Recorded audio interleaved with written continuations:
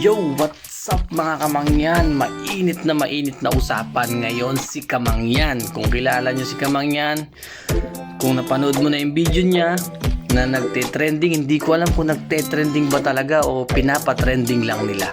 Kasi kung di mo napanood yung video na sinasabi ko na para sa kanila malaswa, sa akin naman hindi. Kasi ako, para sa akin napanood ko yung video kasi may nagtag sa akin. Kasi kababayan ko nga siya.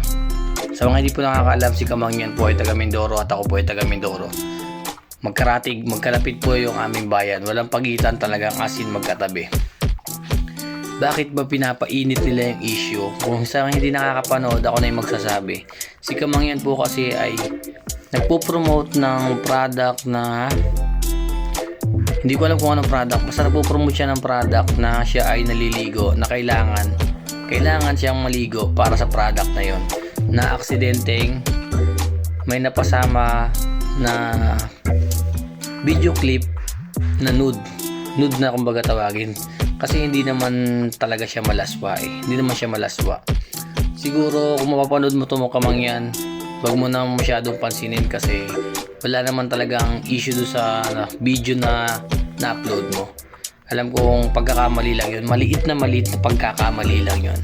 Wag mo nang pansinin kasi mahiya ka siguro, magtaka ka kung ikaw ay nakita sa video na ngayon na may ginagawa kang anomalya o na kababalagan. Pero wala naman alam naman natin na yung paggawa mo ng video na yun ay malinis yung intention mo at gusto mo lang mag-promote, gusto mo lang mag-flex ng mga product, kaya wala ka dapat alalahanin.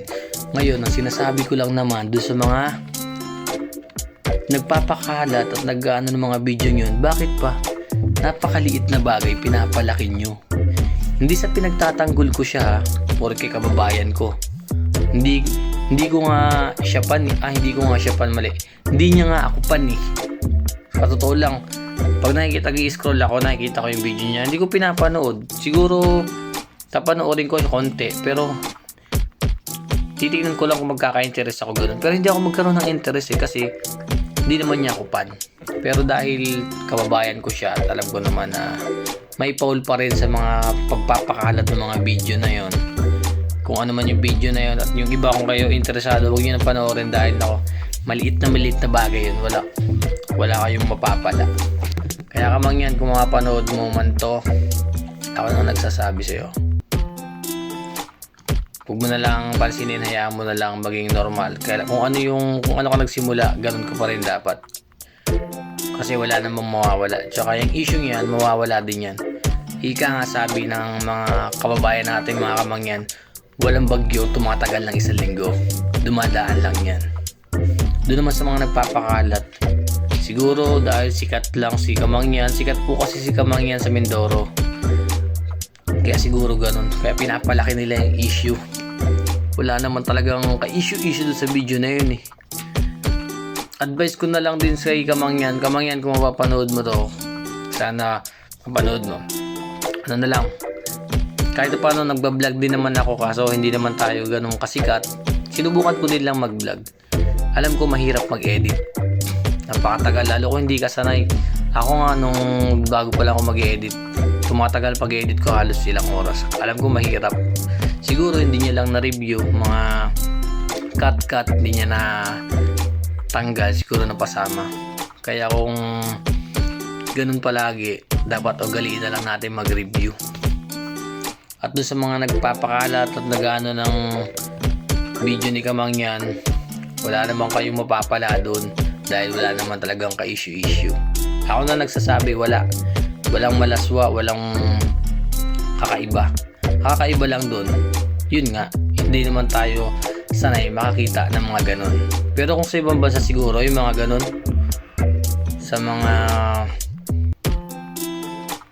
kagaya ng mga Amerika, ganyan, rehabilitated na, awan ko kung tama ako sa mga ibig sabihin na mga ganung bagay.